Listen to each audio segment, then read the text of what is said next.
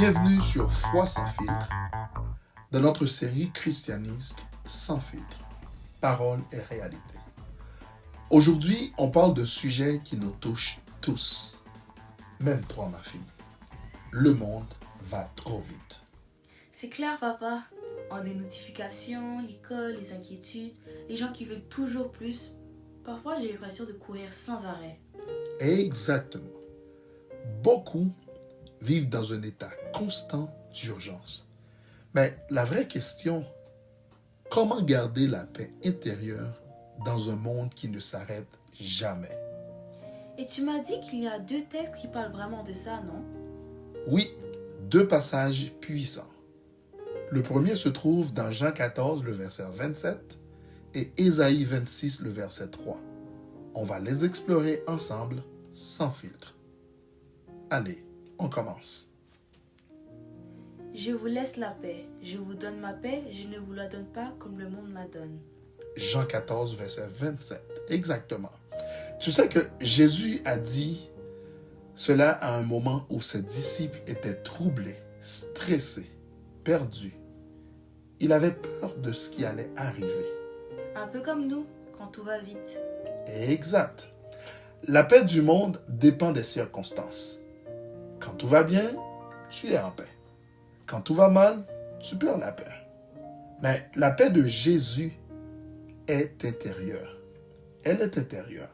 Elle reste même quand le monde va vite. C'est comme une paix qui ne dépend pas de ce que je vois, mais de qui est avec moi. Très bien dit, ma fille. Exactement.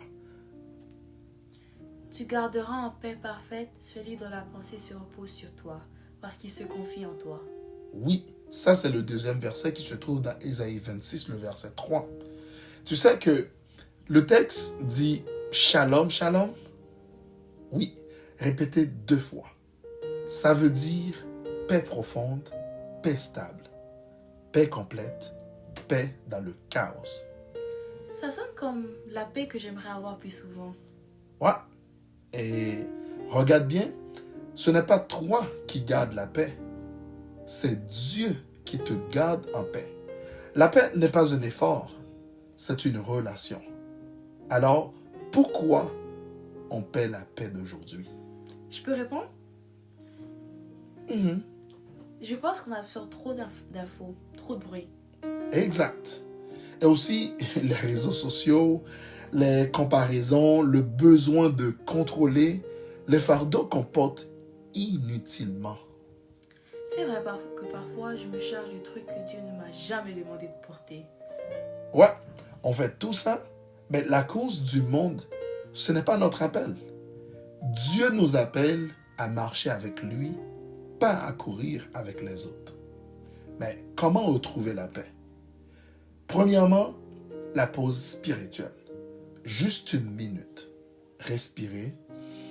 Dire Seigneur, calme mon âme. Je peux faire ça avant un examen?